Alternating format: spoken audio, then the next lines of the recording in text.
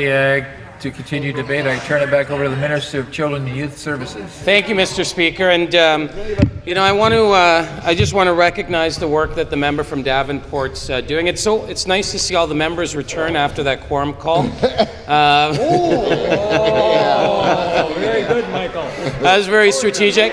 Mr. Speaker, I've been in the legislature now for 6 years. In fact, our anniversary is coming up soon, I think next week. Is it? 6 years. And sometimes I feel like my job is just being here, cleaning up the mess the Tories have left here in Ontario. It takes a lot of people. You know, Mr. Speaker, I've been here for 6 years, and it feels like we're just cleaning up so many issues that the Conservatives left behind. And I don't know, maybe, Mr. Speaker, some of those issues were direct, like just neglect. I don't know, they just didn't care about the issues, or it may have been deliberate.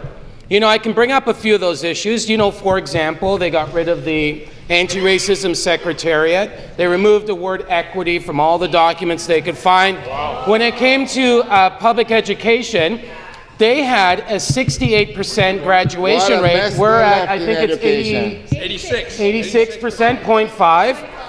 And then here we are, Mr. Speaker, where the progressive Conservatives actually are in the legislature here standing up saying, the Liberals need to work on this prompt payment piece of legislation. And they were empowered for 8 years with Harris, but before that, for how many years? Frank Miller.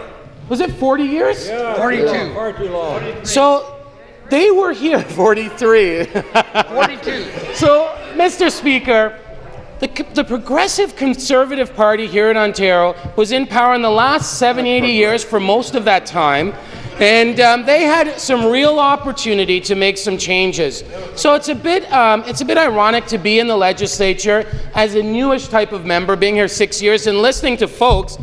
At least one of the members over there was in the last cabinet who had an opportunity to make changes and actually did nothing, and yet they're criticizing us. And we're the party that's standing here today in the legislature with the legislation on the table, and we're actually making those changes. So I'm very proud of the Liberal Party and the policies that we've put in place, and I'm very proud of what we've been able to do here in the province of Ontario. Mr. Speaker, and with the NDP, the NDP were also in power. Oh, yeah. It's interesting because, again, there's a member opposite that was in power sitting here when the NDP were in government. They had an opportunity to make changes. How could the NDP criticize this party that's actually proposing the legislation and bringing the legislation into this House, and yet they had an opportunity to do so and they failed? This is the first time in 30 years that a comprehensive piece of legislation around prompt payment has been brought into this legislature. And it's not the NDP that brought it here. It's not the Conservative Party that brought it here. It's the Liberal Party of Ontario that brought it here. You know, Mr. Speaker, I have construction workers in my riding. You know, for some reason, the NDP think they're the only friends of the construction workers. You know, in fact, Mr. Speaker, on my way to my office this afternoon. Continue. So the NDP had an opportunity to actually do something comprehensive. They failed in doing it. The PCs had an opportunity to do something special. They actually caused more harm in this province than they actually did good. So, Mr. Speaker, I don't think we should take any lessons from the Conservative Party of Ontario or the NDP about our relationships and the things we do to make sure that workers are protected here in the province of Ontario.